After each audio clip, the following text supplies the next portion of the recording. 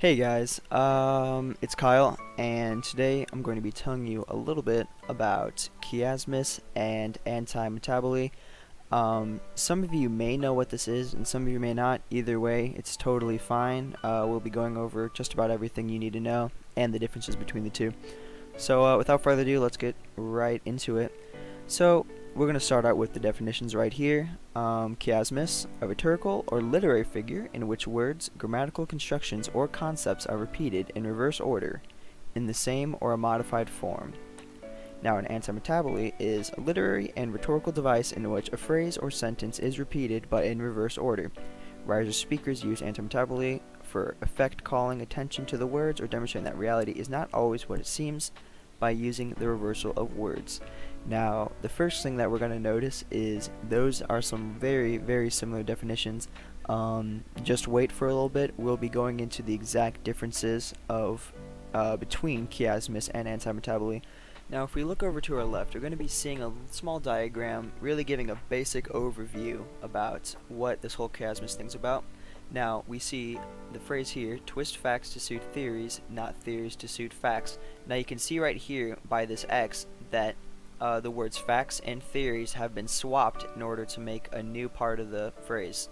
Because you see twist facts to suit theories, not theories to suit facts. See, this is number 1, and then this moves over to being number 2. So let's move right over to rhetorical device. This rhetorical device is a scheme as it arranges the phrase into a pattern that assists in developing the original statement. Alright, now let's go over to our examples right now. As you can see, this is a very popular, very famous quote made by John F. Kennedy, and it reads, "Ask not what your country can do for you, ask what you can do for your country." Now let's go right into the breakdown of this quote. Now here we can see example 1 explains. Now you can see this numbering system I used. I numbered every single word within the phrase that has been used twice, and you can see how 1 matches to 1, 2 matches to 2, and then it starts deviating a little bit. Now you can see how 8 right here was from 8 here.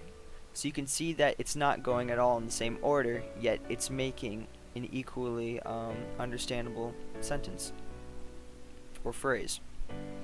Now we can see here, words taken directly from the first phrase have been rearranged in the second phrase to make a complete statement. Alright, so let's jump right over to example 2. Now this is made by Oscar Hammerstein, and the quote reads, "Do I love you because you're beautiful, or are you beautiful because I love you?" Now let's get right into explanation here. Now the explanation for this is I use the same exact method right here. The 1, 2, 3, 4, 5, 6. I use 5, 6 because you are, conjugate, alright? And 7 right here. So now we can see it starts off with 6, "Are you beautiful because I love you?" See, now it's using all of the same words except it's adding a whole new phrase to this. Alright, so here I made a small list about why chiasmus is important in works of literature. So it can really help create emphasis on words used in your writing. It can make readers notice the specific word choice that you had, and it can add diversity to a piece of writing or speech that would normally not be given a second thought. Alright, that's the end of my presentation. I hope that this helped you to a little bit better understand what chiasmus and antimetaboly is.